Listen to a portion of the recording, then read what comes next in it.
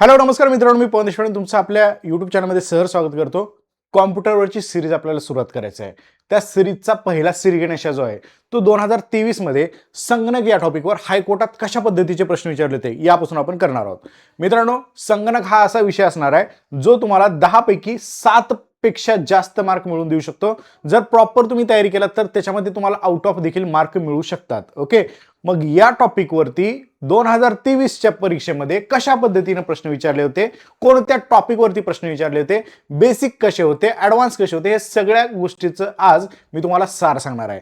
आणि सोबतच पुढची जी सिरीज असेल ते संगणकाच्या बाबतीतली संपूर्ण स्ट्रॅटेजी कशी असली पाहिजे, केवळ कमीत कमी अभ्यास करून मॅक्झिमम मार्क कसे मिळवायचे यावरती सुद्धा मी तुम्हाला डिटेलमध्ये एक सिरीज सुद्धा घेऊन येणार आहे.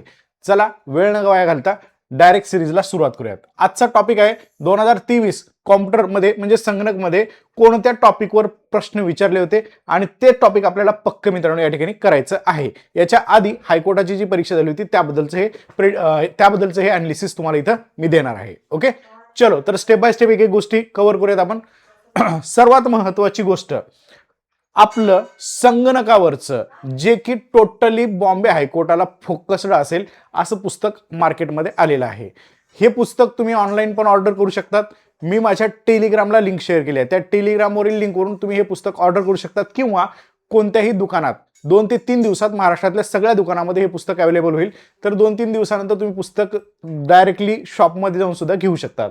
या पुस्तकाची प्राइस अगदी कमी ठेवली आहे जेणेकरून सर्व विद्यार्थ्याला परवडेबल हे पुस्तक असेल. तर ज्या विद्यार्थ्याला हे ऑनलाईन मागवायचं असेल त्यांनी सरळ या टेलिग्रामवरती जा. या टेलिग्रामवरती मी लिंक शेअर केली आहे, त्या लिंकवरून तुम्ही ऍडमिशन घेऊ त्या लिंकवरून तुम्ही हे पुस्तक ऑर्डर करू शकता. ओके, चलो तर पुस्तक अतिशय महत्वाचं असेल.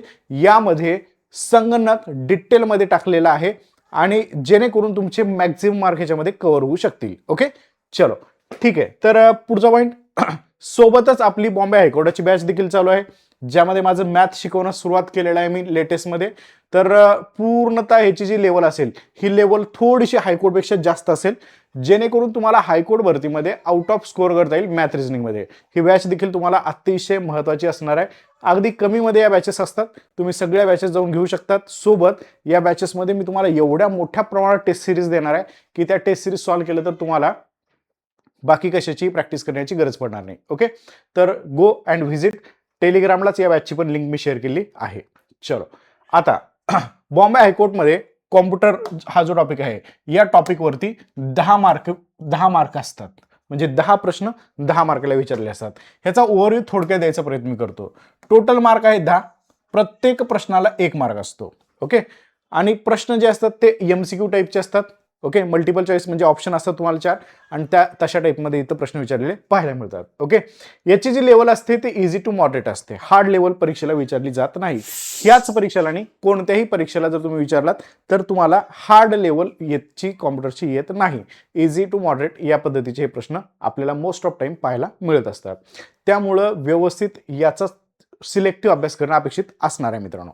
चलो तर ठीक आहे. मग आता नेमकं 2023चं अनालिसिस काय होतं, त्या अनालिसिसमध्ये कोणत्या प्रकारचे प्रश्न होते हा पण भाग इथे मी कव्हर करण्याचा प्रयत्न करतो. डिटेल्ड ब्ल्यूप्रिंट आहे ही कॉम्प्युटर सब्जेक्टची, ज्यामध्ये बेसिक ऑफ कॉम्प्युटरवरती 2 क्वेश्चन विचारले होते. मग ते बेसिक ऑफ कॉम्प्युटरमध्ये काय होतं, जसं की फुल फॉर्म विचारलं होतं.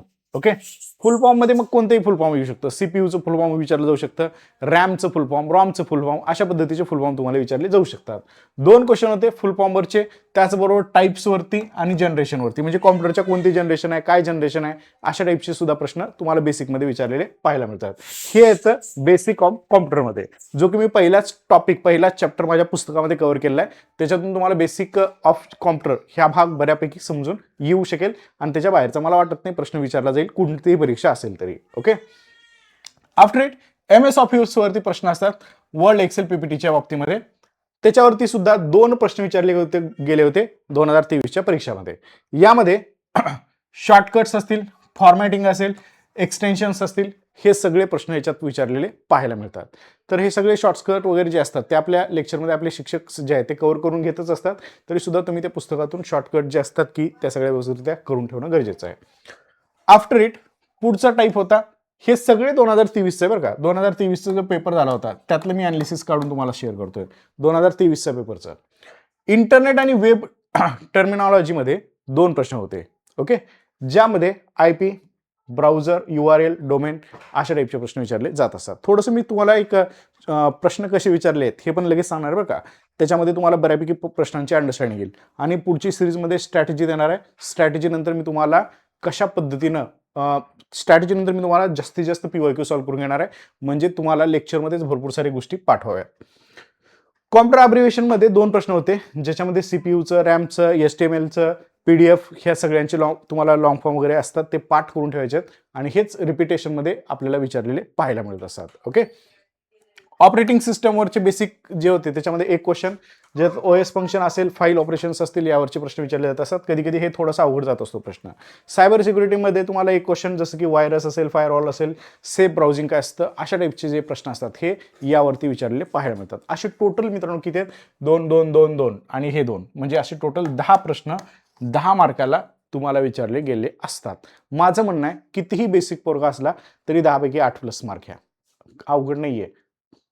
सिलेक्टिव्ह स्टडी आहे 10 मार्काचा. GS पण तुम्हाला 10 मार्काला आहे, कॉम्प्युटर पण तुम्हाला 10 मार्काला आहे. शहाणा पोरगा कॉम्प्युटरला 2 वेळेस रिव्हिजन देईल. GS तुम्ही शिपाईचं करत असाल ना तर तुम्हाला GS कंपल्सरी आहे, पण GS तुम्ही जर क्लर्कचा करत असाल तुम्हाला कंपल्सरी नाही आहे. ठेवा बाजूला थोडंसं GS. 80 मार्कामधले 70+ मार्क घेण्याचा प्रयत्न ठेवायचा आपल्याला 80 मार्कामध्ये. आणि GS मध्ये सोसो जरी करून गेलात तुम्ही, काही शिक्षकांचे लेक्चर जरी केलात तुम्ही, तरी तुम्हाला GS मध्ये मी गॅरंटी देतो 10 पैकी 5+ मार्क येतील. बाद झालं, सफिशियंट आहे क्लर्कसाठी.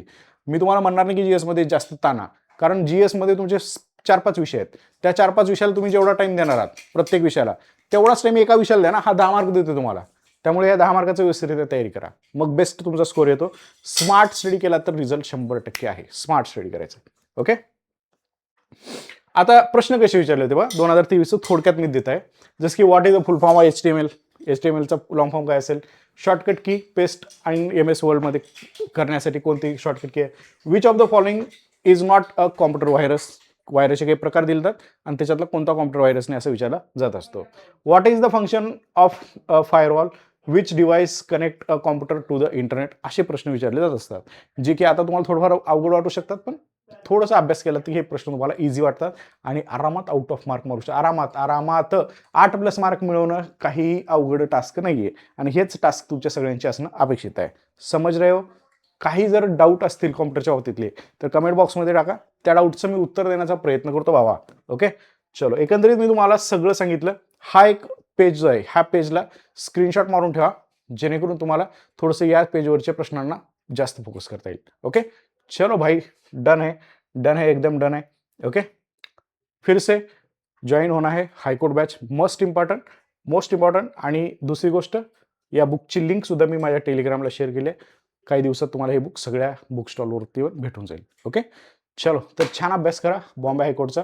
भेटूयात नेक्स्ट व्हिडिओमध्ये. तब तक के लिए thank you, take care, bye bye.